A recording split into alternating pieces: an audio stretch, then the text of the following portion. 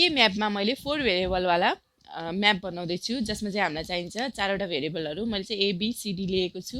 म अब यसमा फिल गरेर देखाउँछु है त बाइनरी नम्बर अब मैले यहाँ माथि पनि लेख्छु बुझ्न सजिलो हुन्छ भनेर A को बार भनेको 0 हो A भनेको 1 हो है ल अब यहाँ के छ A को बार छ B को बार छ यहाँ पनि C को बार र D को बार छ भनेपछि हाम्रो यहाँ के हुने भयो त 4वटा 0 अनि यहाँ चाहिँ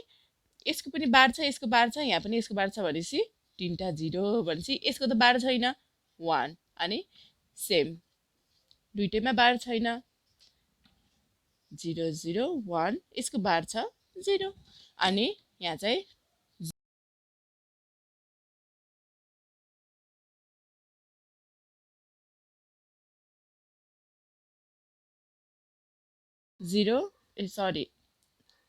1 अनि 0 यसरी हाम्रो के म्याप रेडी भयो ल हेर्नु है अब मैले यो म्याप बनाउँदाखेरि यहाँ 4वटा 0 चाहिँ कसरी भयो भन्दा अब हेर्नु है हामीले यो र कलमलाई हेर्नुपर्छ है जहिले पनि यो लेख्दाखेरि अब हेर्नु यता के छ हाम्रो